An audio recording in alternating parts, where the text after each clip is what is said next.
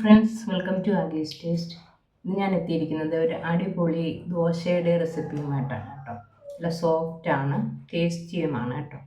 അപ്പോൾ ഈ ദോശ ഞാനിത് രാത്രി മാവൊന്നും അരച്ച് വയ്ക്കാതെ രാവിലെ തന്നെ അരച്ചുണ്ടാക്കിയ ദോശയാണ് കേട്ടോ. അപ്പോൾ ഇതിനൊരു ചട്നി ഉണ്ടാക്കിയിട്ടുണ്ട്. അപ്പോൾ ഇതെങ്ങനെയാണ് ഉണ്ടാക്കിയിരിക്കുന്നതെന്ന് നമുക്കൊന്ന് കണ്ടു നോക്കാം.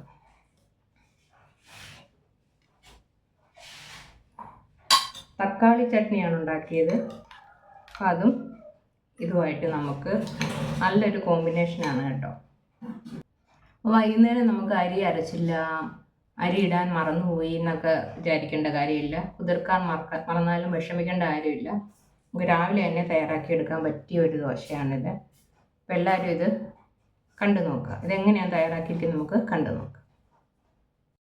തക്കാളി ചട്നി ഉണ്ടാക്കാനായിട്ടൊരു പാൻ വെച്ച് കൊടുത്തിട്ടുണ്ട്. അതിലേക്ക് കുറച്ച് വെളിച്ചെണ്ണ ഒഴിച്ചു കൊടുക്കും. ഇതിലേക്ക് ഞാൻ ഒരു വലിയ തക്കാളി വെച്ചിട്ടുണ്ട്. അതൊന്ന് വെച്ച് കൊടുക്കാം. എണ്ണയിലൊന്ന് വറുത്തെടുക്കാം. ഈ തക്കാളി വലുതായതുകൊണ്ട് ഞാൻ ഒരെണ്ണ എടുത്തിട്ടുണ്ട് കേട്ടോ. ഇതിനെ തിരിച്ച് മറിച്ച് വിട്ടൊന്ന് വറുത്തെടുക്കാം. തക്കാളി മൂത്ത് വന്നിട്ടുണ്ട്. അപ്പം നമുക്കിത് ഒരു മാറ്റാം. ഇതിലേക്കൊരു 3-4 വെളുത്തുള്ളി ഇട്ട് കൊടുക്കാം.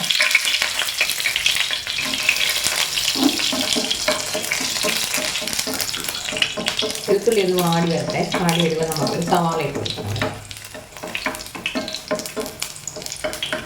വെളുത്തുള്ളി മൂത്തിട്ടുണ്ട്. ഒരു സവാള ഇട്ട് കൊടുക്കാം.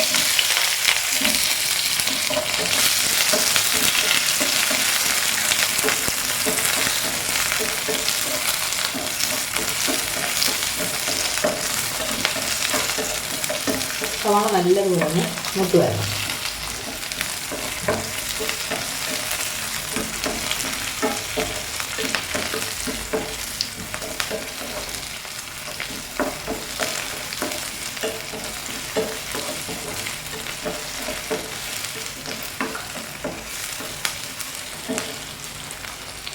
ഇനി നമുക്കിതിലേക്കൊരു 4 ഉണക്കമുളക് ഇട്ട് കൊടുക്കാം.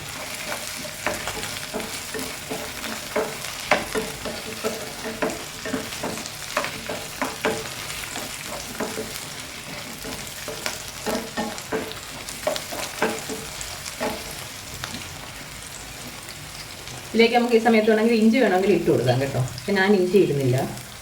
ഇനി ആവശ്യത്തിന് ഉപ്പ്.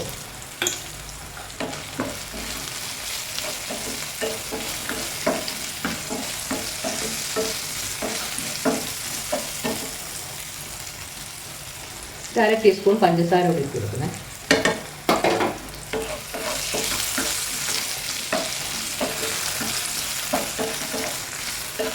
ഇത്രേ ഉള്ളൂ. ഇതെല്ലാം ഒന്ന് മൂത്ത് വരുമ്പോൾ നമുക്ക് തക്കാളിയുടെ ആ തൊലി ഒന്ന് കളഞ്ഞിട്ട് എല്ലാം കൂടെ ഒന്ന് അരച്ചെടുത്താൽ നല്ല അടിപൊളി ടേസ്റ്റിലുള്ള ഒരു ചമ്മന്തി ഇവിടെ റെഡിയായി കേട്ടോ. 2 തണ്ട് കറിവേപ്പിലയും കൂടെ ഇട്ട് കൊടുക്കും. കറിവേപ്പിലയും കൂടെ ഇട്ട് കൊടുക്കുന്നുണ്ട്. ഇതും കൂടെ ഒന്ന് മൂത്ത് വരുമ്പോൾ നമുക്കിത് ഇറച്ചി വെക്കാം. ഇറച്ചി വെച്ചിട്ട് തണുക്കുമ്പോൾ മിക്സിയുടെ ജാറിലൊന്ന് അരച്ചെടുക്കാം. അത്രേ ഉള്ളൂ. തക്കാളിയും കൂടെ ചേർത്താൽ നമ്മൾ ആദ്യം വറുത്ത് വെച്ച തക്കാളി ഉണ്ടല്ലോ, അതിൻ്റെ തൊലി കളഞ്ഞിട്ട് അതും കൂടെ ചേർത്തൊന്ന് അരച്ചെടുക്കാം.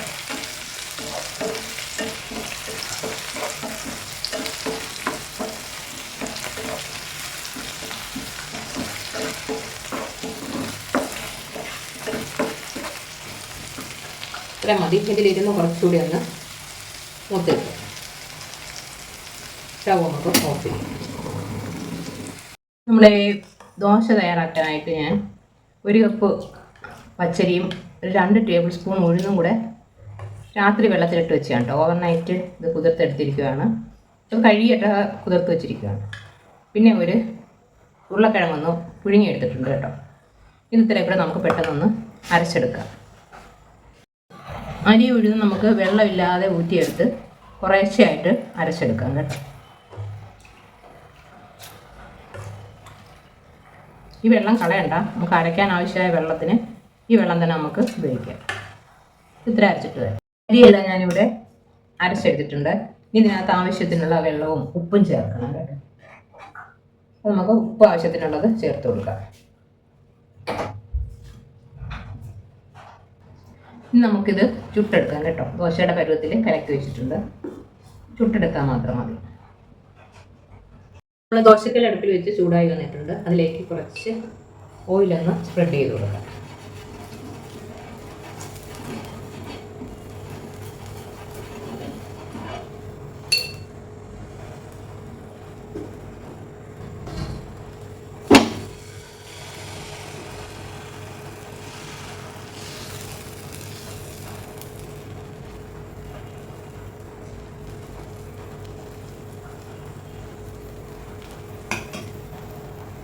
ഇതൊന്ന് ശരിയായി വരട്ടെ. ഒരു സൈഡ് ശരിയായെന്ന് എനിക്ക് തോന്നുന്നു. തിരിച്ചിട്ട് കൊടുക്കാം. നല്ലൊരു മണമൊക്കെ ഉണ്ട് കേട്ടോ ഈ ദോശയ്ക്ക്. നമ്മൾ ആദ്യം ഒഴിച്ച ദോശ റെഡിയായി വന്നിട്ടുണ്ട്. അടുത്തത് നമുക്ക് ഒഴിച്ചു കൊടുക്കാം.